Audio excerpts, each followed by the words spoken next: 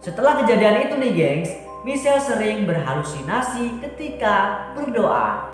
Halo gengs, balik lagi bersama gue, Randy dan I spit raps like a heart attack, fast fatal heart impact, past painful scars. In fact, I blast tasteful bars and packs. I back up my actions, fact don't ask, grab reactions, jacked attack with every word, then act with class as they.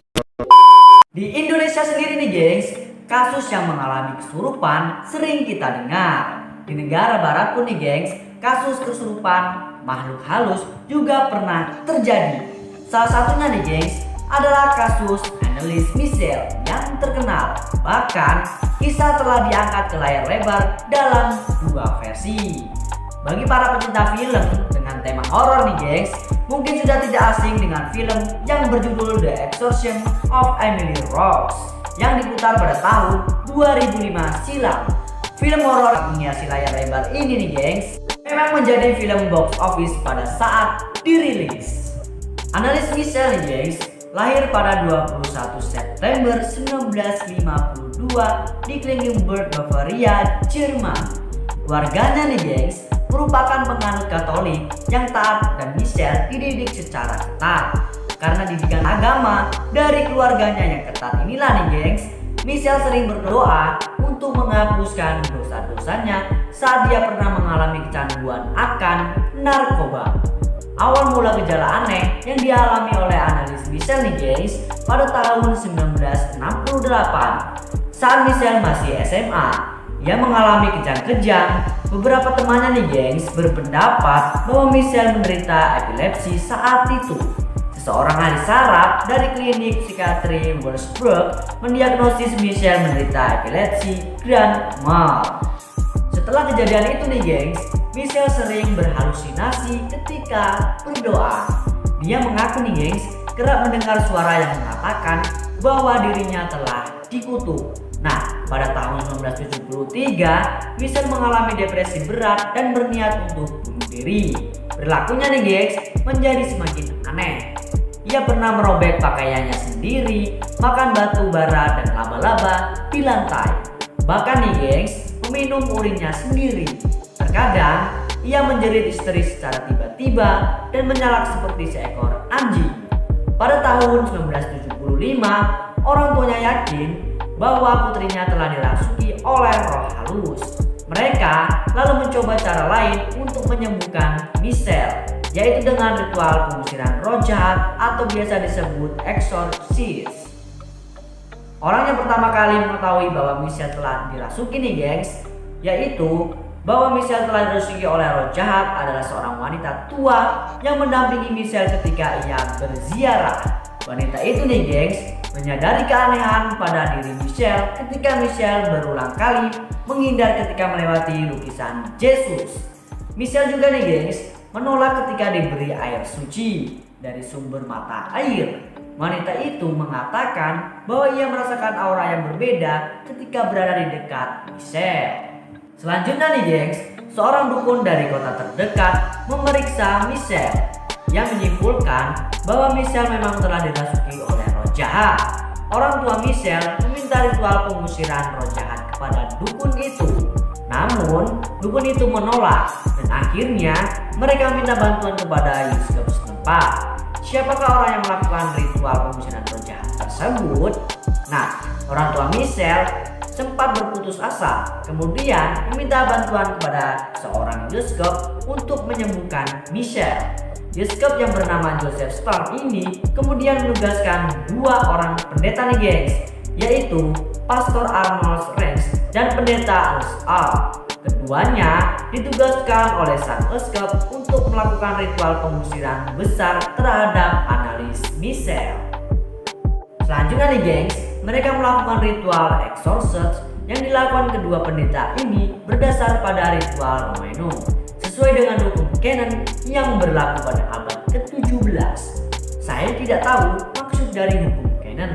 Pastor Arnold Renz adalah mantan misionaris di Cina. Sedangkan nih guys, pendeta S adalah seorang pendeta biasa di tempat asalnya. Nah, mereka berdua melakukan ritual pengusiran roh jahat terhadap Anneliese Michel selama 10 bulan yang terdiri dari 67 sesi.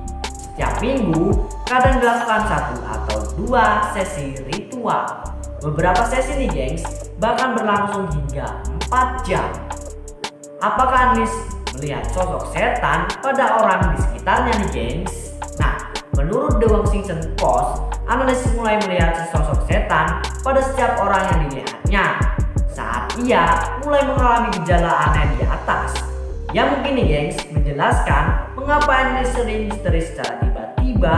Bahkan kedua pendeta tadi yakin bahwa sejak mereka melakukan ritual pengusiran nih gengs, roh yang merasuki Analis semakin memperparah keadaan Analis. Nah, lalu roh jahat apa yang merasuki Analis nih gengs? Analis sendiri mengatakan nih gengs kepada kedua pendeta itu bahwa ada beberapa roh yang kini merasuki dirinya. Dia menyebutkan ada roh Judas Iskariot, Adolf Hitler, Nero, Cain, Bresemen, dan yang paling kuat nih gengs yaitu Lucifer. Dia juga menyebutkan bahwa sisi gelap dari dirinya juga turut merasukinya. Nah, kedua pendeta tadi nih gengs bahkan kerap berhadapan dengan roh Lucifer yang menolak untuk keluar dari tubuh Analis. Mereka mengatakan nih gengs bahwa roh ini adalah roh yang paling sulit untuk dihadapi. Nah, apakah ritual pengusiran roh ini berdampak pada tubuh Analis? Analis telah menjalani 60 sesi ritual pengusiran roh jahat selama 10 bulan. Selama itu pula nih gengs, Analis mengalami sejumlah kerusakan pada bagian tubuhnya. Ligamen di lututnya telah pecah. Kakinya juga mengalami kelumpuhan nih gengs. Sehingga pada saat-saat tertentu orang tua Michelle membantunya. Kematian Analis Michelle nih gengs pada tanggal 1 Juli 1976. Analis Michelle ditemukan telah meninggal dunia. Menurut otopsi nih gengs, Michelle meninggal akibat dehidrasi yang parah dan kekurangan gizi. Sebelum kematiannya, Michelle selalu menolak untuk makan.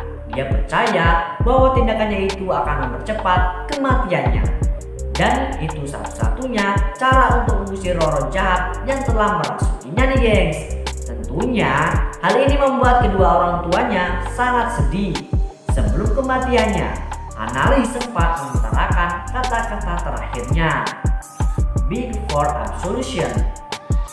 Hal ini ditunjukkan kepada kedua pendeta yang telah berusaha menolongnya. Dan untuk ibunya, ia berkata, "Mother, I am afraid." Lalu nih gengs, mengapa Analis Michelle dirasuki oleh roh jahat? Belum ada keterangan pasti mengenai penyebab Michelle dirasuki oleh roh-roh jahat itu.